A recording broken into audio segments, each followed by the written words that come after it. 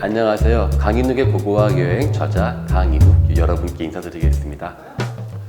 보통 우리가 고고학 그러면은 그냥 우리와 관계없는 옛날의 것을 본다라는 생각들을 많이 해요. 그런데 고고학은 사실 그 유물 자체가 아니라 유물 뒤에 있는 과거 사람들의 모습을 우리가 보는 것입니다. 사실 과거라는 것은 현재와 이어져 있고 또 미래를 향합니다. 보통 인간들은 과거에 있는 자신들의 정보를 통해서 미래를 예측합니다. 그런데 고고학이 갖고 있는 유물들은 매일매일 새롭게 나오는 유물들로 우리가 몰랐던 우리 자신의 과거의 모습들을 계속 밝혀주는 겁니다. 따라서 이 고고학은 인간이란 무엇인지에 대해서 깊게 성찰할 수 있는 그러한 하나의 학문입니다. 모든 인문학이 다 인간을 연구하지만 고고학이라는 것은 그 중에서도 다른 학문들은 건드리지 않는 인간이 남긴 물질을 통해서 인간을 보기 때문에 또 다른 하나의 돌파구를 마련할 수 있다. 그렇게 볼 수 있죠. 사실 우리가 역사에 관심이 없어도 실크로드 이러면 다 알고 있어요. 중국과 로마를 잇는 그 사막을 잇는 상인들의 길 떠올릴 텐데요. 사실은 그 실크로드라는 것 자체가 뒤에 만들어진 이야기입니다. 약 한 120년쯤 전에 독일의 어떤 학자가 이 중앙아시아에 길이 있었을 것이다 라고 이야기해서 그것을 그러면은 그 당시의 유물을 대표했었던 실크였다, 비단이다 이렇게 생각했었는데요. 반은 맞고 반은 틀려요. 실크로드라고 하는 것은요, 생각해보면 그래요. 왜 상인들은 좋은 길 놔두고 사막을 가로준다 할까? 그럼 좋은 길이었던 초원의 길이 이미 유목민족들에 의해서 막혔기 때문에 억지로 돌아가는 길이 바로 사막의 길입니다. 원래는 실크로드가 아니라 그 위에 있었던 유라시아의 초원의 길이라는 것이 지난 5,000년 동안 자연스럽게 이어져 왔던 것입니다. 즉 유라시아의 초원 로드를 모르고 실크로드만 안다는 것은 전체의 어떠한 유라시아 역사 흐름을 읽지 못하는 것이죠. 제 책에서도 그러한 사막을 포함한 넓은 유라시아의 다양한 사람들의 이야기를 한번 여기에서 담아봤어요. 우리가 보통 발굴 그러면은요, 뭐 황금을 찾고 무슨 어디 모험을 가는 그러한 걸 많이 떠올라요. 하지만 정작 우리나라에서 발굴은요, 그러한 모험과 탐험은 거의 없다라고 해도 과언이 아니고요. 한국의 발굴은 이게 구제 발굴이라고 합니다. 다시 말하면은 땅을 도로나 건물을 지으면은 깊숙이 파요. 그러면은 그 안에 있었던 유물들이 다 파괴됩니다. 그래서 어쩔 수 없이 건물을 지어야 될 때는 그 안에 있는 유적지들을 다 발굴하고 난 다음에 그 위에다가 건물이나 도로를 내는 것입니다. 때로는 지나치게 유적지가 많은 곳을 발굴을 해서 큰 사회적인 무리가 있기도 합니다.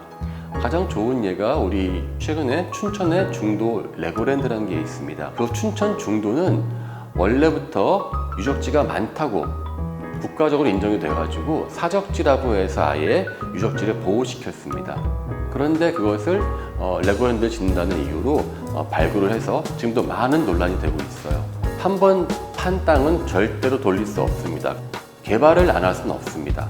하지만 유적지가 많은 곳을 무분별하게 발굴한다면요, 우리 후대의 고고학자들은 무엇을 발굴해야 되는지 한번 보고 싶어요. 지금 우리의 기술과 100년 후의 기술을 비교해 보세요. 얼마나 100년 후 발달되어 있을까요? 가장 좋은 발굴은 가장 최소한으로 한다는 그 원칙, 그리고 유적지들이 많이 파괴되는 것에 대해서 다시 한번 주의를 기울여야 합니다. 이 인디애나 존스가 활동했던 바로 그 시대는 제국주의의 시대였습니다. 다시 말하면 힘이 있는 자가 힘이 없는 자의 유물과 문화재를 마음대로 뺏을 수 있는 그러한 시대였습니다. 그게 먼 나라 이야기가 아니에요. 바로 우리나라 이야기였습니다. 지금도 우리 얼마 전에 그 프랑스에 있었던 규장각 의궤 하나를 얻기 위해서 전 나라가 동원돼도 지금 어정쩡하게 돌려받은 상태거든요. 수십만 점의 수백만 점의 문화재가 지금 빼앗겼어요. 바로 그것이 우리가 알고 있는 인디애나 존스의 시대, 바로 제국주의 고고학의 시대였던 것이었죠. 1954년도에 헤이그 조약이라는 것이 체결돼 가지고요, 그 전쟁으로 인해서 빼앗기는 그러한 문화재를 막기 위해서 2차 대전 끝나고 난 다음에 각 나라가 모여서 협약을 맺었어요. 다시 말하면은 어떤 나라가 다른 나라를 전쟁으로 침략을 했을지라도 그 침략당한 나라의 문화재는 뺏어올 수 없다라고 하는 그 조약이죠. 상당히 좋아 보여요. 하지만 그 이면에는요, 또 다른 무시무시한 그러한 그 사실이 숨겨져 있습니다. 그는 이미 훔쳐간 문화재는 다시 돌려받을 수 없다는 거예요. 예컨대 영국이나 프랑스에 엄청나게 많은 이집트 유물들이 있죠.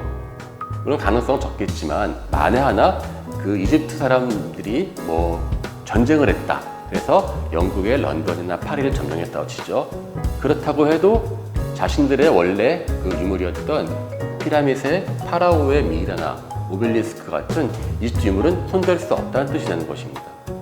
지금도 제국주의의 영향은 우리한테는 너무나 많이 남아 있습니다. 그래서 화려한 유물, 그 뒤에 있는 숨겨진 그러한 아픈 우리 근대의 역사를 한번 같이 생각해 보길 바랍니다.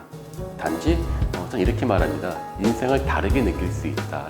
저희는 그 죽은 자에게 들어간 유물들을 꺼내와서 죽은 사람을 연구하는 것이 아니라 그 죽은 사람이 살아 있었을 때의 그 모습을 연구하는 것입니다. 우리 모두는 어떻게 본다면 죽음 앞에서 평등할 수밖에 없고 고고학자의 소재 하나하나는 그들 모두의 어떠한 삶을 우리에게 다시 한번 그 의미를 깨우쳐 준다라고 생각합니다. 죽음을 통해서 삶의 기쁨과 행복을 느끼는 그러한 이 고고학자의 어떤 감정을 같이 한번 느꼈으면 좋겠습니다.